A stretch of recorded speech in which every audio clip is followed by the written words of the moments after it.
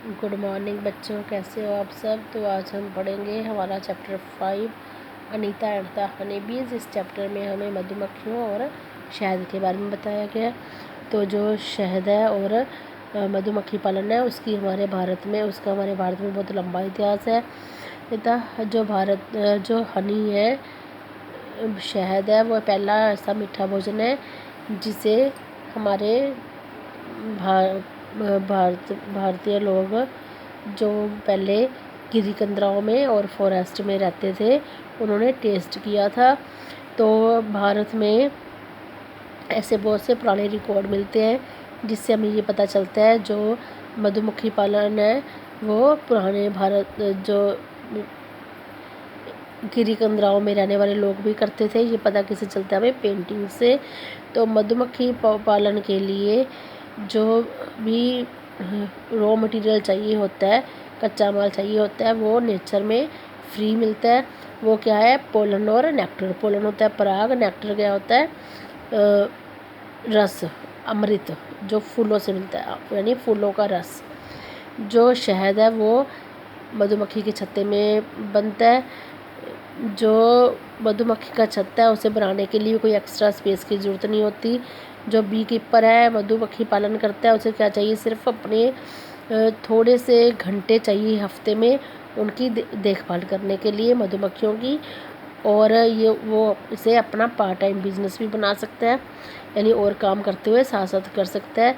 जो मधुमक्खियाँ वो इधर उधर घूमती रहती हैं और नेक्टर और पोलन इकट्ठा करती हैं, फिर वो वापस कैसे आती है? देखो, जो उनकी सेंस ऑफ डायरेक्शन है वो बहुत अच्छी होती है, नहीं उसे उन्हें दिशा की समझ बहुत अच्छी होती है। सूरज की किरणों की सहायता से वो अपनी सही दिशा ढूंढ लेती है। उनकी जो स्मेलिंग पावर है वो भी एक्स्ट्रा ऑर्डिनरी होती है, बहुत बढ़िया होती है। तो वो उसी सेम बॉक्स में वापस आती हैं जिसमें से वो सुबह निकल के जाती हैं। मुजफ्फरपुर डिस्ट्रिक्ट है बिहार में, वो बहुत फेमस है मधुमक्खी पालन के लिए। तो मुजफ्फरपुर में बहुत बड़ा लीची का प्रोड्यूसर है वो, यानी लीची बहुत पैदा होती है वहाँ पे। जो लीची फरवरी और मार्च के महीने में खिलते हैं उसके फूल लीची के। और जो मधुमक्खियाँ होती हैं वो वहीं से अपना बहुत सारा पोलन और नेक्टर इकट्ठा कर लेती हैं उन फूलों से। और अप्रैल से लेकर अक्टूबर तक जो लोग हनी बीज रखते हैं वो कहाँ जाते हैं? झारखंड में। वहाँ पे एक फूल होता है कर्नज का, जो पोलन और नेक्टर जहाँ से मिलता है मधुमक्खियों को। और उसके बाद जो बी कीपर्स है वो कहाँ चले जाते हैं? छत्तीसगढ़ में या मध्य प्रदेश और उत्तर प्रदेश में, क्योंकि उस समय मस्टर्ड फ्लावर खिलते हैं, सरसों के फूल खिलते हैं। और वहाँ से वो मधुमक्खियाँ इकट्ठा कर लेती है पोलन नेक्टर। और उसके बाद है यूकेलिप्टस का ट्री, नीलगिरी का ट्री। यूकेलिप्टस है सारा साल ही खिला रहता है और मधुमक्खियों को अपना वो जो है यूकेलिप्टस के ट्री से पीपरमिंट टेस्ट का शहद बनता है। पीपरमिंट मतलब पुदीने के टेस्ट का, ठीक है। और मुजफ्फरपुर जो डिस्ट्रिक्ट है वहाँ पे एक लड़की रहती है, उसका नाम है अनीता। जब वो छोटी होती है तो उसे सारा का टाइम वो अपना घर के कामों में खर्च करती है और गोट्स को चराने में खर्च करती है। वो पढ़ना चाहती है, स्कूल जाना चाहती है, पर उसके जो पेरेंट्स हैं वो अलाउ नहीं करते वहाँ जाने के लिए, क्योंकि उस समय में लोगों को ऐसे होता है भी लड़कियाँ जो हैं वो उन्हें पढ़ने की कोई ज़रूरत नहीं है, ठीक है। एक दिन एक टीचर आती है उनके स्कूल में, उनके गांव में। तो गांव के स्कूल में वो उसके पेरेंट्स से मिलती है और उन्हें बताती है भी लड़कियों का पढ़ना क्यों ज़रूरी है। तो टीचर ये भी कहती है जो एजुकेशन है वो 5th क्लास तक फ्री है, तो हर एक बच्चे का अधिकार है वो स्कूल जाए। और उसके पेरेंट्स जो है वो मान जाते हैं उसे स्कूल भेजने के लिए। अनीता जो है वो बहुत अच्छे मार्क्स लेती है, बहुत अच्छा पढ़ती है, और उसके मन में क्वेश्चंस बहुत सारे होते हैं। वो अपनी स्टडी पूरी कर लेती है 5th क्लास तक। अब आगे पढ़ने के लिए क्या चाहिए? पैसे चाहिए फीस भरने के लिए। उसके पेरेंट्स फिर मना कर देते हैं, तो फिर वो क्या करती है, वो पर उसकी जो इच्छा है वो आगे पढ़ने की है, तो वो क्या करती है, पैसे इकट्ठा करती है। वो छोटे बच्चों को पढ़ाना शुरू कर देती है अपने गाँव के, और उससे जो मनी आती है, जो पैसे आते हैं, वो अपना फ़ीस भरती है उससे और अपनी पढ़ाई को आगे रखती है चालू। तो उसके बाद है हर एक बच्चे को अब तो अधिकार है, उसके शिक्षा फ्री मिलती है 8वीं क्लास तक, ठीक है। उसके बाद आगे है, इसलिए जो बच्चे हैं वो जो अब नहीं पढ़ रहे, या तो वो पढ़ना नहीं चाहते, या फिर कई उनके फैमिली प्रॉब्लम होती है कोई, तो इसलिए नहीं वो पढ़ते।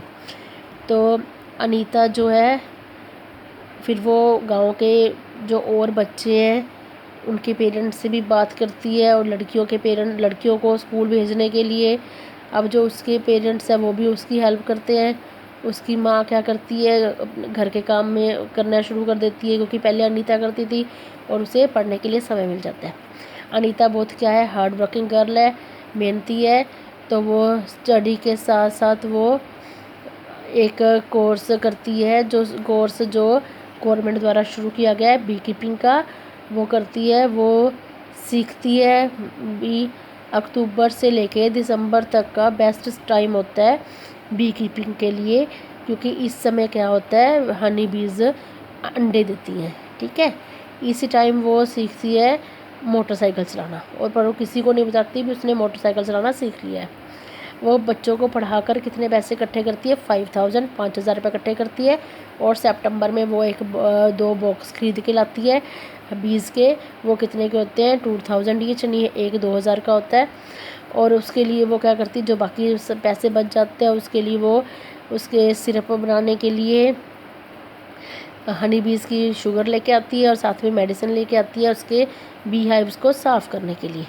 और दिसंबर में वो उसके पास ज़्यादा मधुमक्खियाँ इकट्ठी नहीं होती, तो वो क्या करती है, 2 बॉक्स और ख़रीद लेती है। उसके बाद कहते हैं जब वो बी स्टिंग, जो मधुमक्खी जब डंक मारती है ना, तो वो बहुत पेनफुल होता है। कहता है वो क्या करती है, वो हमारी बॉडी में एसिड को इंजेक्ट कर देती है डंक के द्वारा, और उसके साथ में क्या होता है, पानी इकट्ठा हो जाता है वहाँ पे उस एरिया में, और वो एरिया क्या होता है, स्वेलिंग आ जाती है, उसमें फूल जाता है वो। ठीक है, अगर ऐसा हो जाए तो हमें क्या करना चाहिए, साथ के साथ ही उसे स्क्वीज़ करके, यानी उसे उस जगह को अच्छे से इकट्ठा करके, स्क्वीज़ होता है निचोड़ना, ठीक है, वो कर देना चाहिए, और उसमें से एसिड को निकाल देना चाहिए, और फिर उसे साथ में और पानी से वॉश कर लेना चाहिए। और इसके साथ ही डंक उधर निकालने के बाद उसके ऊपर बर्फ़ रगड़नी चाहिए, पर उस बर्फ़ को क्या है, किसी कपड़े में लपेट के रगड़ना चाहिए, ताकि हमारी स्किन में वो जम ना जाए। ठीक है, कहता जैसे हम जानते हैं जो लीची का फूल है वो फरवरी और मार्च में खिलता है। तो अनीता क्या है, 4 बॉक्स हो गया अब उसके पास, उसने वो रख दिए लीची के खेत के पास। वहाँ पे उसे फिर उसने देखा, उसे हर एक बॉक्स में से 12 केजी हनी प्राप्त हुई। फिर उसने उसे बेच दिया 35 रुपये पर केजी के रेट पर, और उसे बहुत सारे पैसे मिल गए। फिर उसने 16 बॉक्स और ख़रीद लिए, और 16 बॉक्स की कॉस्ट हो गई 40,000, 40,000 रुपये, क्योंकि एक कितने का था, 2,000 का था। तो अब अनीता एक वेल नोन पर्सनैलिटी बन गई अपने गांव में, यानी सारे लोग उसे जानने लगे, और फिर वो सारे गांव के मीटिंग में जाने लगे, और हर एक इम्पोर्टेंट बात, और उसने सारी जगह इम्पोर्टेंस ऑफ एजुकेशन, मतलब उसने बात की शिक्षा की इम्पोर्टेंस के बारे में, और काफ़ी लोग उस पर हंसते थे, पर फिर भी उसने बात करना नहीं छोड़ा, यानी लोगों को बताती रही शिक्षा के बारे में।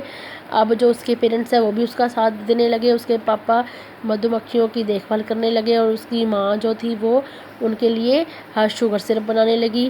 कहता अब हम पढ़ते हैं बी कॉलोनीज़, ये कॉलोनी ऑफ हनी बीज़ के बारे में।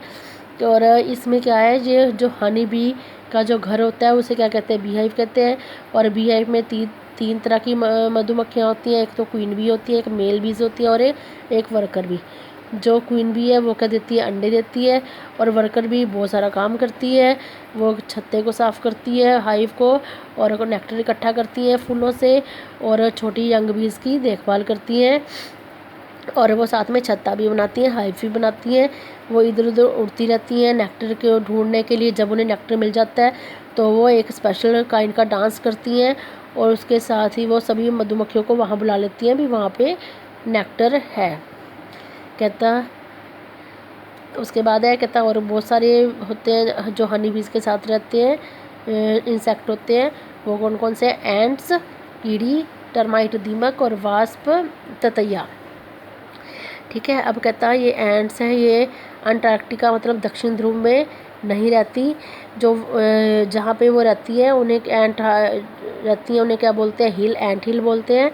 और जो हनी बीज है की तरह एंट भी क्या होती है, 3 तरह की होती हैं।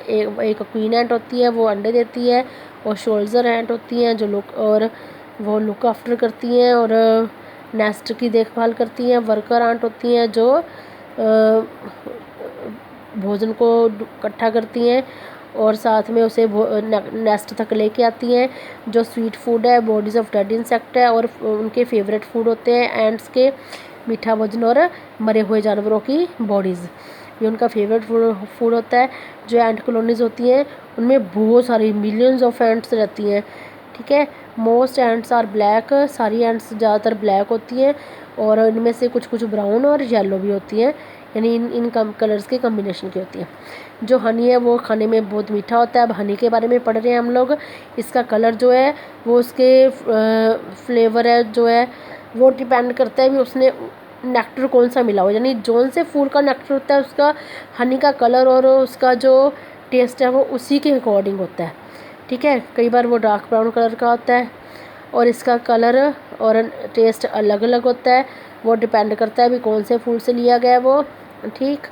और अब जो लाइट कलर का हनी होता है वो माइल्डर होता है टेस्ट में, और जो डार्क कलर का होता है वो स्ट्रॉन्ग होता है। अब यूज़ ऑफ हनी, हनी का यूज़ क्या है। हनी एक तो यूज़ होता है नेचुरल स्वीटनर के तौर पे, ठीक है, ये कुदरती मीठा है। और इसके बाद ये इजीली डाइजेस्ट कर देता है, हम कुछ भी खाते हैं, और एनर्जी गिविंग फूड है। दूसरा ये अच्छा स्किन टॉनिक है। उसके बाद ये कफ % मतलब वो खांसी को दबाने वाला है, दवाई के तौर पे लेते हैं ना हम शहद। और उसके बाद है हनी को अगर हम ब्रेड पे लगा के खाएं तो ब्रेड को ये टेस्टी बना देता है। तो ये हमारा चैप्टर क्या हो गया, ख़त्म हो गया। सारे बच्चे अपनी बुक खोल के इसको साथ साथ में रीड करेंगे। ओके बच्चों, thank you, have a nice day.